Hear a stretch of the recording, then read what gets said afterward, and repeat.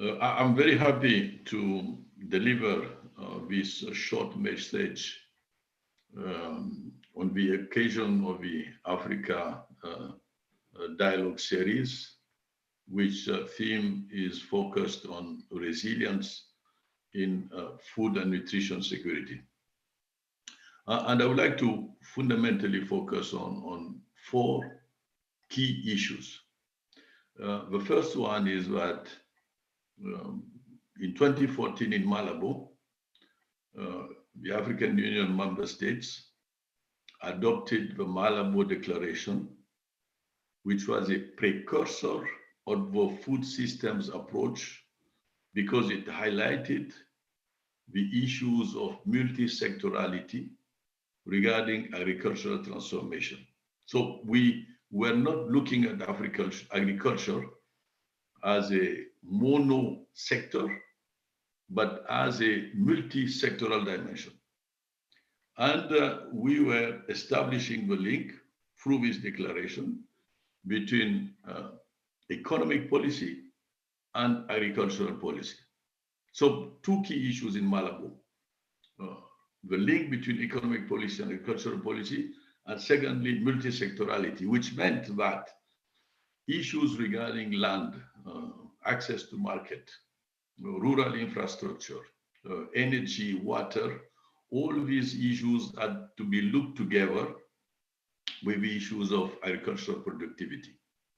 And Malabo re-insisted on the fact that governments should spend 10% of their public resources, of their budget, into the agricultural sector, which was going to lead then to a diversification of a rural economy.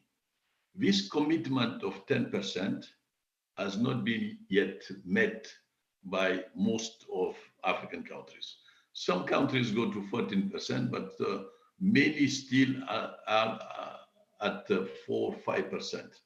So until we grasp the necessity to implement that commitment, agricultural transformation will be hard to attain, and resilience of our food and nutrition systems will be hard to construct. So we need to implement this commitment and refer to the Malabo Declaration, which was very clear, very precise, with a strategic focus, which is extremely relevant and which has been reaffirmed by the conclusions of the United Nations Food Systems Summit, which repeated most of the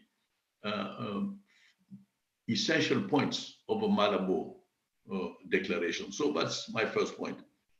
My second point is that when we have this mindset of implementing an African Union framework, which highlights multi-sectorality, which highlights the link between economic policy and agricultural policy, when we have this mindset, we should not be disturbed and diverted by 1,000 initiatives coming from everywhere.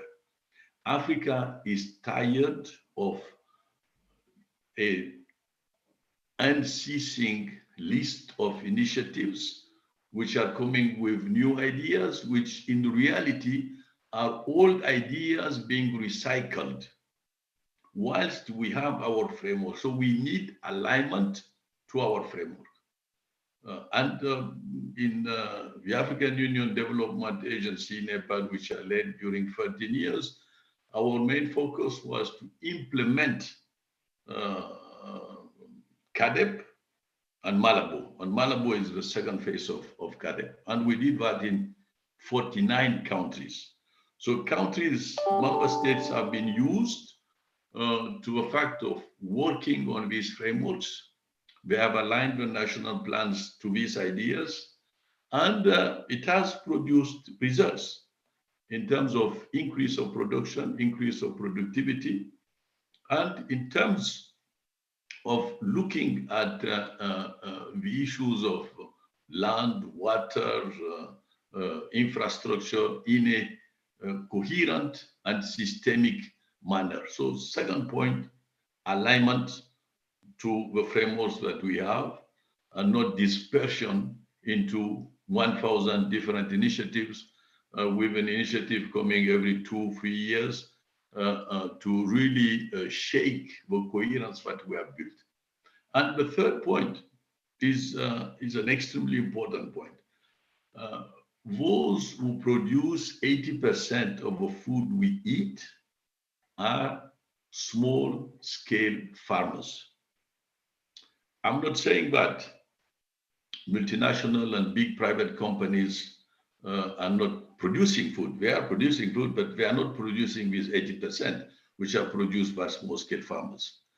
And both are complementary. Small scale farmers and big corporations are complementary in order to feed the continent. But imagine if we could support better these small scale farmers who most of the time are suffering from hunger. If we could support them in terms of inputs, not necessarily chemical fertilizers, because we know the limits of chemical fertilizers, in terms of inputs, in terms of technological innovations. And they are very open to technological innovations because they use their smartphones to identify the prices of the markets which are near them. 3, in terms of rural infrastructure. 4, in terms of access to land, especially for the women. So if we could do that support to the small-scale farmers, it would transform extraordinarily the food systems that we currently have in the continent. And Africa could be, in the next 20, 30 years, a food basket for the entire world. Small-scale farmers need positive discrimination. And that's what Europe has done. Remember, in the budget of the European Union, the segment which has to do with agriculture is bigger than the segment which has to do with defense. In the US Farm Bill, the resources which are allocated to agriculture are extremely significant resources. So Africa, in terms of food and nutrition security, needs absolutely to support its small-scale farmers, which are really the backbone of its production. And when big corporations come in, they should work together with the small-scale farmers. And that's where the responsibility of governments and the responsibility of the state is very important. And the responsibility of a government is to support these small-scale farmers, create coherence with corporations, and have an ecosystem which is favorable to resilience by supporting that kind of production, both by small-scale farmers and by private corporations. And finally, by supporting small-scale farmers, what will happen is that we will induce their transformation into micro, small, and medium entrepreneur. Because by nature, essentially, they are part of a private sector. So supporting them and creating to them the necessary ecosystem will lead them to become micro, small, and medium entrepreneur. And that will be a revolution. This is what the agricultural revolution is about, fundamentally. It's not about inventing new initiatives. Most of the things that I'm saying have been said for the last 50 years. They have been rationalized through CADEP, the Comprehensive Africa Agricultural Development Program, and through Malabo, which went a step further than CADEP. So the main point here is let us implement what we have defined.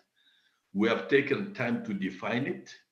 We need resources, public resources, to be injected, and we need to create the ecosystem that can lead us to higher resilience. And evidently, when I refer to resilience, in that multi-sectorality I was talking about, climate change adaptation is absolutely fundamental. And there are many ways through which we can learn from the experiences of these small scale farmers in adapting to climate change. They have done that through centuries. So we have the necessary factors in place. We need the governments to get into implementing their commitments through a systemic view, creating coherence and alignment, and not to be disturbed by ever non-ending initiatives coming from everywhere. We have what it takes to create that resilience, to create that food and nutrition security, because it is a question of national security. Once we understand it, and we look at the shocks which are happening everywhere, once we understand it is a question of national security, then we can have the proper and adapted attitude and the proper and adapted policies. I thank you.